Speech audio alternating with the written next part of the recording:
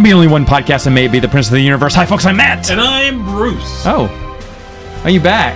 Hey, I've got a new lease on life. Yeah, you do. What's it like not to work 80 hours a week? It's kind of nice. It's really kind of awesome. I heard you get something called a day off now. No, they're weird. They are very weird things. I don't know what to do with myself. You seem more relaxed. I am.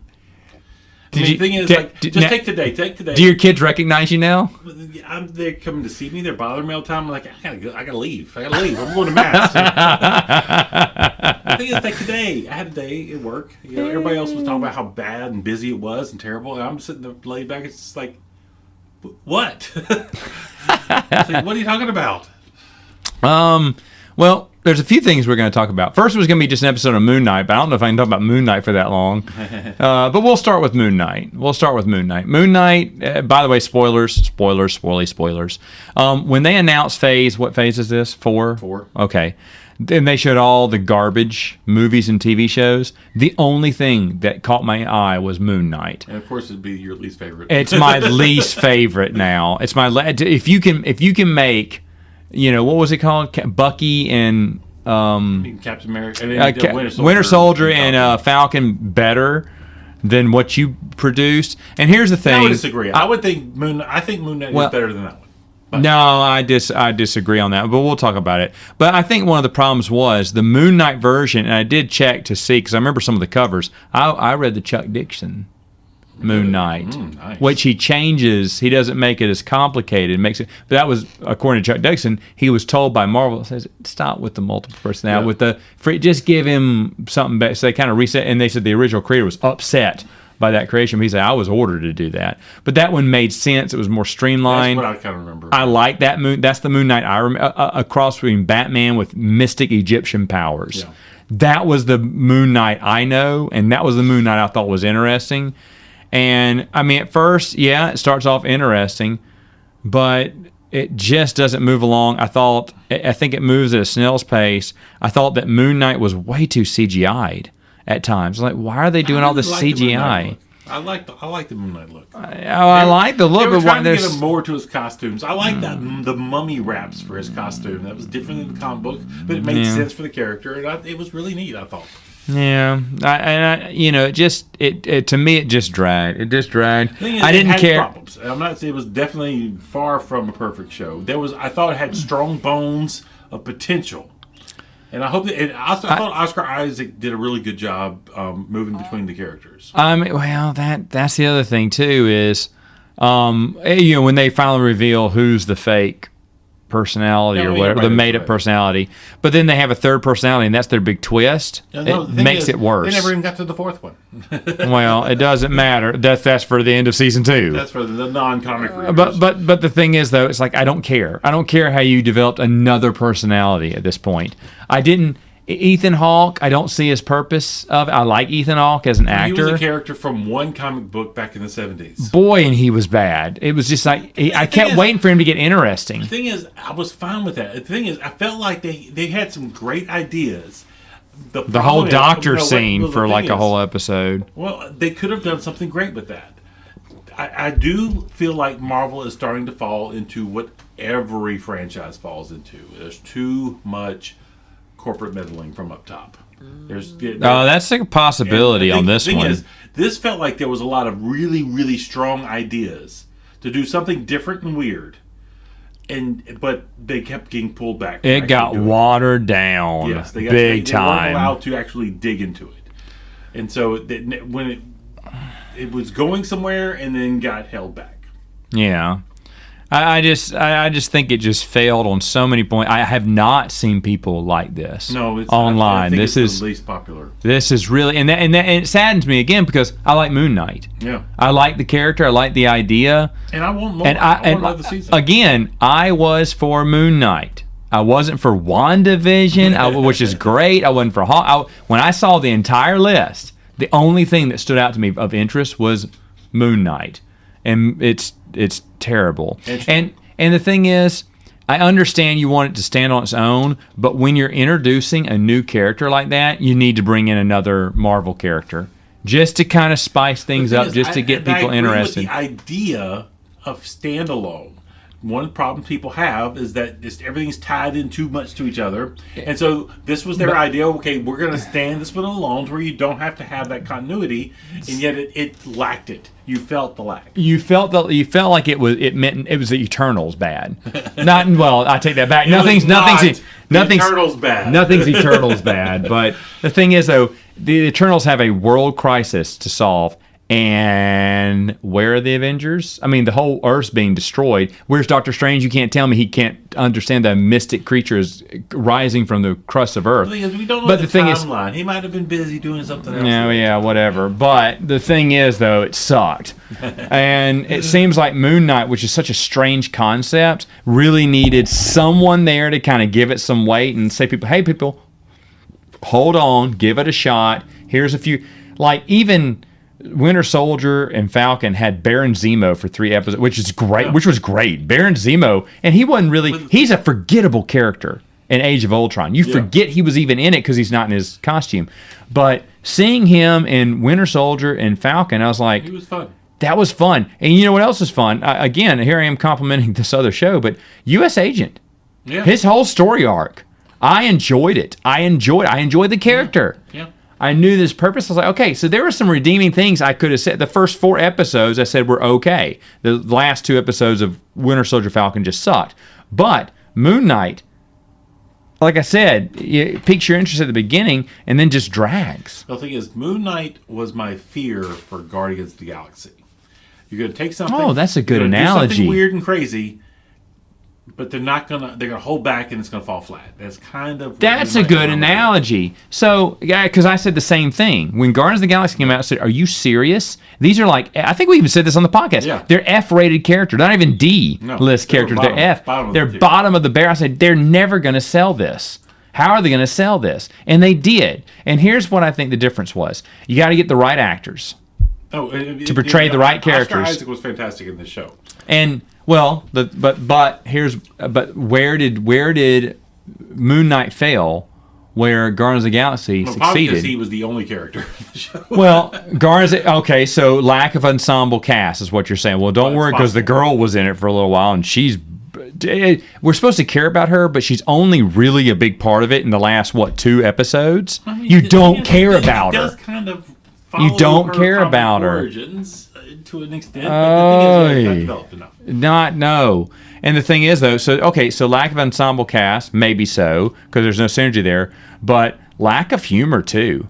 There's a few ha-ha moments, but it just goes, I mean, like I said, it just goes on and on and on about just nothing you care about. Nothing you care about. I'm like, I just don't understand. You can make a show engaging all the boys. Yeah. They use their CG sparingly and for good cause too. We're about to get some more. Well, I know, and that's gonna be great. But the thing is, you know what I'm saying? They don't have super action, but the characters draw you in, and it's all character driven. They could not bring interest to Moon Knight. One single character. I'm trying to think of an example. Well, no one's gonna like this. I mean, I thought Iron Fist was great. I thought Luke Cage was a great actor. I thought he played Luke Cage great. I just thought the writers had no idea what to do with the show, and it was boring. So in a way, they had half a season, and they killed off the main villain. And that was the thing. They did those switch outs. That was so weird. Why did they do that? And the thing is, though, that it was dragging, though. That storyline was dragging, so they just killed him off midway through. You're like, wait, so now we're supposed to care about this guy now? Wait, what? It's like they got bored writing the show. And I don't know. One guy can carry a show if you get the Punisher. That was good. So you can have that happen, but you got to keep it interesting. You've got to keep it driving. And they just, in my opinion, they just failed. And it's sad because after so many TV hits, TV's been killing it over movies. Yeah. I mean, you look at Black Widow, Shang-Chi, Eternals versus WandaVision, Hawkeye, and Loki. I mean, goodness gracious, TV kills it. TV kills all those. Shoot, I'd put all 3 of those above the Doctor Strange 2 as well. Yeah. Those series, if I didn't say Hawkeye on there, I'd add Hawkeye to it too. But those were just great. Those were just solid shows that kept my interest. So anyway, any other defense for Moon Knight? I mean, I don't want to say defense. I don't want to hate on it. I hope they don't do another season. I hope they bring him back as Moon Knight, but keep him with someone else. Because he deserves to be a side character at this point. It's like how Iron Fist and Luke Cage, they should have made the TV show with them together. That is a shame. They would have, because Iron Fist, in my opinion, was great, but if he could have teamed up with Luke Cage later on, it would have kept the interest going. And Luke Cage needs someone to lean on. They couldn't even tease that in the Defenders. They couldn't even do that. I mean, oh my goodness. The Defenders was even worse. One line. Ugh. I put the Defenders possibly below Luke Cage, the TV show, because the Defenders. Bad Marvel TV. That was bad. That was really bad. No, you're right. That was really bad. The thing is, Moon Knight was enough for me to want more. I do realize it I had know. its weaknesses, but it had potential. And the thing is, I don't know if Marvel is capable of giving us that anymore. I'm really starting to get scared that Marvel has lost their touch. And the thing is, though, with Loki, Hawkeye, WandaVision, I was like, hey, they still got it. Because I was being impressed. Black Widow did not impress me at all. Neither did Shang-Chi. Shang-Chi was good. It started off good. I like the Crouching Tiger, Hidden Dragon battle. I like how the rings were bracelets. That's a really awesome concept that they changed. Good on them. And then, as I was sitting through it going, and then I started really enjoying it when Ben Kingsley came back. And that's when I realized, oh, this movie sucks. I was waiting to be entertained. And Ben Kingsley's great. Really great. Fake Mandalorian's just great. I mean, bring him back forever. But when I realized that was the highlight of the movie, that's when I started, because when he left, when he did, shorter cameos, and then he's gone. It was a long cameo, and then he's gone, dropped from the storyline. Then you realize, oh, this movie sucks. I was waiting for it to get good, but I just realized that was the best scene in the movie. No, I disagree with you. Shang-Chi, I think, is still a really good movie. No. Period. No. All right, but they've got that one. All right, so we're done with Moon Knight. You want to see season 2? I don't. Talking Marvel TV, we've all seen it by now. We've got a new trailer out for the next. Oh yeah, go ahead and talk about that one. Yeah. What are your thoughts on the She-Hulk trailer? Well, we broke our. I didn't know we were going to mention this, so we talked about this earlier. Usually we don't talk about the subject before we get on the podcast, but I just had to mention it because I'd seen it yesterday. I think the She-Hulk trailer is terrible, and I didn't know there was a lot of fan outrage about it until you said something. Oh, yeah. But I said no fan can be happy about this. I'm hoping they're going to pull the Sonic treatment and they'll go back and fix her CGI because she looks terrible. I mean, the thing is, I didn't think the trailer was bad, but she was terrible. That's why I told you. Well, I said terrible just because she's green Barbie doll. And it's like, wait, so when she gets it, she gets more beautiful? Is that what happens? Well, I mean, that's part of her character. I mean, yes. But she's not. She looks weak and frail. I know. The thing is, she turned mousy to She-Hulk, super China. Yeah. From WWE. I mean, she's supposed to be big, beefy, beefcake woman, and that's fine. And you think in this day and age, that's what they want. Yeah. Some thick woman, yeah. And here you go. She's defining what a good-looking woman is. A good looking woman looks like a weightlifter now. It looks like she's on steroids. That's what she should be looking at. You made the comparison between Hulk and how he looks before and she just gets a little taller, which they made a joke about that, right? Oh, you're taller now. I was like, oh, you need to cut this. That was terrible too. I was like, yeah, just like you should always stay as She-Hulk. You'll get more dates. She does, but it's like that's the purpose of it. I don't understand. And I told you the only thing that they need to do at this point, they need to go ahead and tell us that Matt Murdock's in a few episodes. I mean, I'm sure he will be. Fingers crossed. I hope he is. The thing I'm glad to see Tim Roth. I look forward to seeing what they do with Abomination. I always love to see Tim Roth. Yeah. And Abomination. Now that was from the that's the Ang Lee, right? No, that's from the what's his face? The official Marvel movie that had Ed Norton. Ed Norton, yeah. Yes, and the Ed Norton one. That's right. Ed Norton one. And we saw Abomination in Shang-Chi. Yes, we did. We'll see how this all lines up. But I mean, the thing is though, she's an interesting character. She-Hulk is on her own. They can do you great gave things me with you her. gave me a comic book Oh, my series with goodness. her a long time ago, and The Dan Slott run was one of the best runs. was that the of thing you gave me? Because I was She's like, a lawyer and has these kind of crazy yes, things. yes. Okay, so you wanted me to, because you're a big Hulk fan. Yeah. And you said, hey, you got to read the She-Hulk. I said, I'm not going to read The She-Hulk. thing I is, said, She-Hulk's She-Hulk is stupid. completely different than Hulk. I mean, the thing is, Yeah. there's almost no relation to the characters other than the name No. and the green. They've done completely different things with these characters through the years, to where they're almost. I mean, I say She-Hulk, and I don't think Hulk when I say She-Hulk, because it's a different world. And this, I don't know. You ruin it for me. But the thing is, She-Hulk can be interesting. You showed me that comic book run, and I was wrong. I was like, oh, okay, this really kept my interest. And you're completely right. It's a courtroom drama with some superhero stuff. The superhero stuff is the secondhand stuff. But it's mainly courtroom drama in a world of superheroes. Yeah, well, and that's what was makes fun. it. That's what makes it fun. But it was They more. can do that with the series. That's what the series. And the thing is, there were teases of that in the trailer, and that would be awesome. But they're not going to give me that. They're not going to do it. They're not going to give me that. Why don't they just go ahead and give us, like, why can't we have something like Peacemaker? Why can't we have a show like this? It's a shame when DC is beating you. Now hold on. We haven't done this yet, so I'm going to ask you, Peacemaker. We both loved Peacemaker. That's easy to say that we both recorded loved a great it. episode. I know, but we loved. I loved the Suicide Squad, the new Suicide Squad. I thought that was the best DC movie that they have made. That's not saying much, but I thought it was the best one they made because I love Starro. I love it was perfect. It was perfect mix. A little too much Harley Quinn, just a little too much. You cut one of her big scenes, and it's just Harley Quinn should be sprinkled in. Too much. An animated series from the 90s. Yes. Done perfectly. Yes. Loved her character, and I'm rewatching that right now, and she is done perfectly. She's throughout done the whole perfect. thing. She's handled perfectly.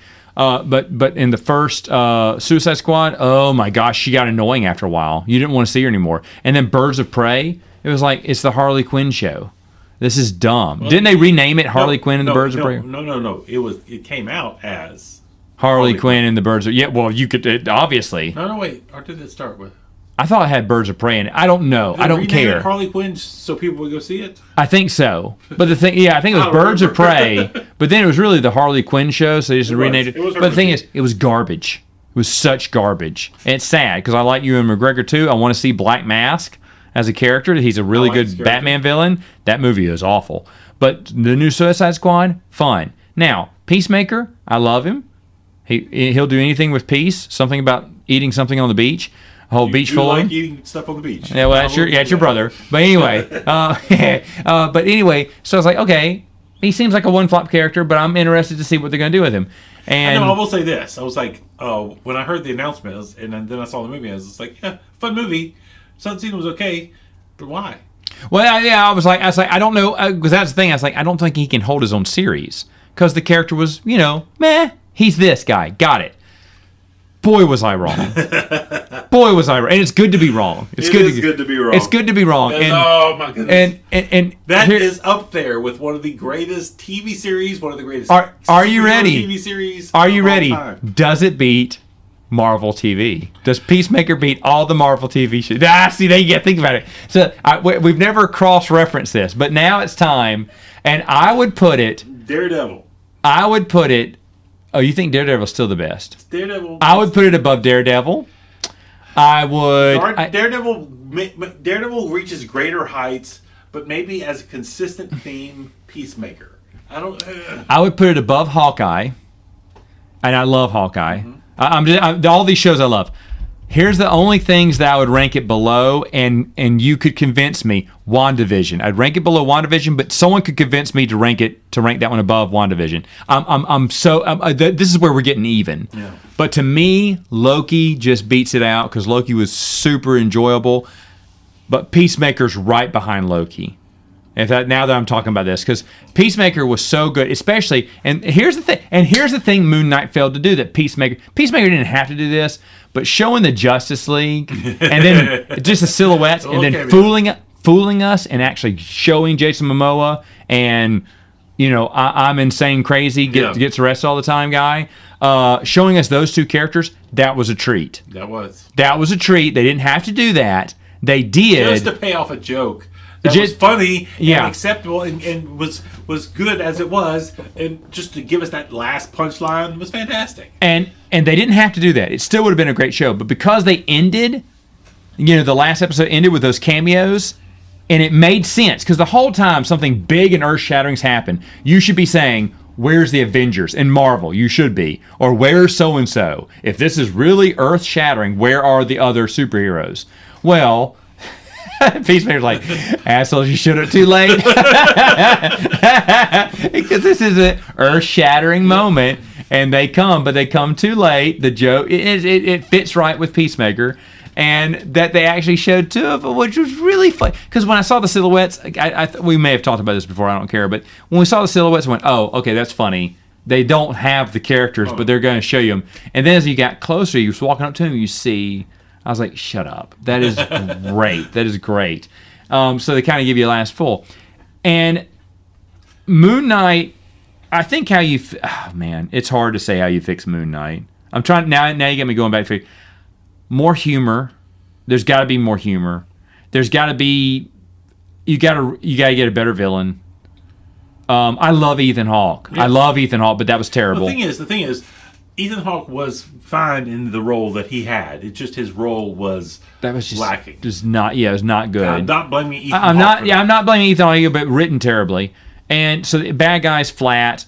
The supporting cast is beyond boring. There's no reason to care about that girl. Cast. They tried to put the girl in the last minute. She was the only supporting cast. Only in the last few episodes, though, and you did not care about her. You got introduced to her a long time ago. I was more enthralled with the girl who he missed out on the date with by 3 days. I was more interested in that relationship or the people at the museum, the boss and everything. I thought, okay, those were good characters. I want to see those characters. I thought that's what we're going to see. Him moonlighting as Moon Knight and then being a museum guy in the day and not, trying to keep these two characters apart.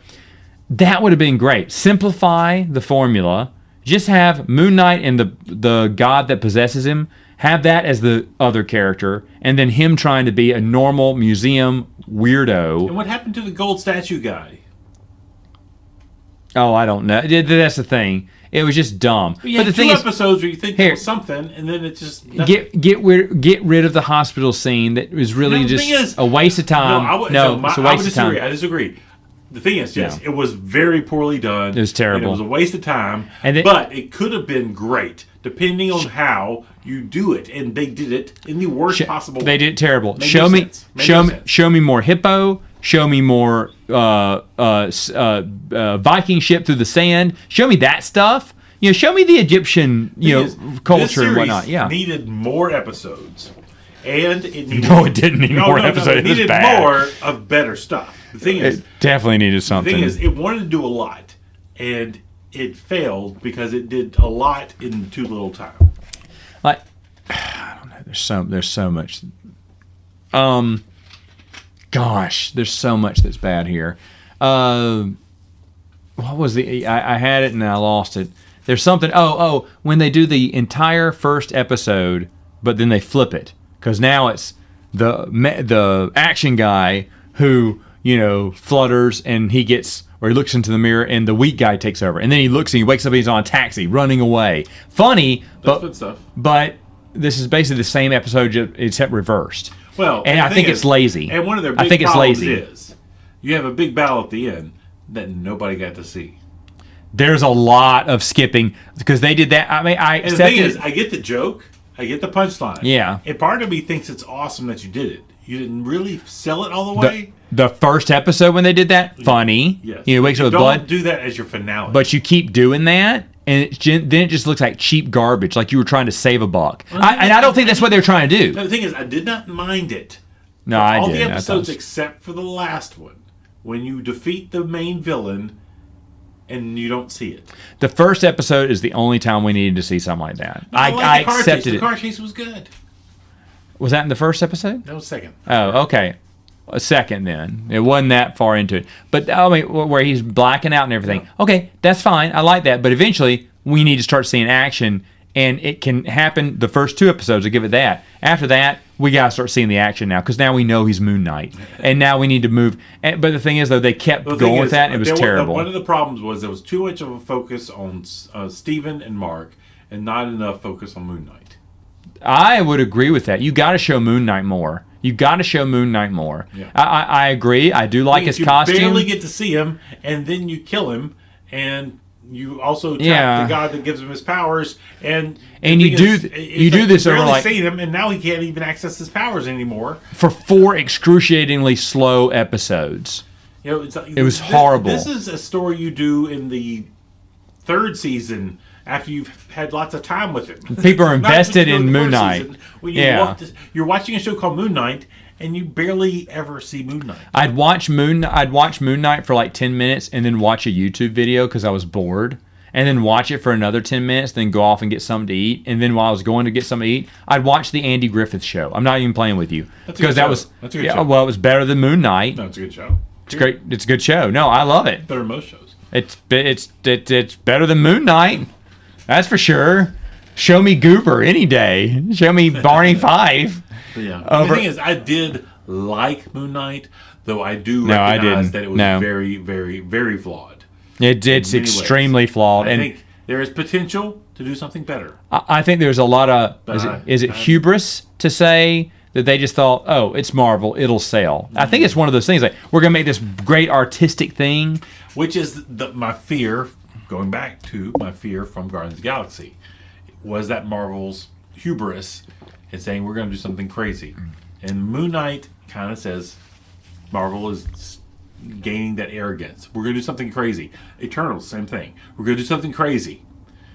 No, I don't think it's crazy. I think we're going to do something unimaginative. No, the thing is, their idea, that's what they're throwing out to the world. We're going to do something crazy. Remember Guardians of the Galaxy? It was crazy, and y'all loved it. Well, now they're doing something crazy, and it's just dumb. I don't know. And it's hard to say. I mean, obviously Marvel is not it's on the decline, which everyone kind of assumed right after Thanos. They're like, goodbye. You know, you knew how are they going to save this, but then you were interested. You're like, okay, maybe they are going to save it. I'm still curious. They're keeping it crawling along, but it's really. I want them with all of my soul to turn the ship around. Yeah, but when oh man, when Spider-Man 3, I don't know what it's they did a terrible idea naming them all Home or whatever. When Home 3 premiered, it's like now Marvel will pair. Sony has Disney, by the gonads. You're more interested. I do think Morbius kind of fixed that problem. Well, let's talk about that. We'll add that with the other movie for next week. Give me another couple weeks for Morbius.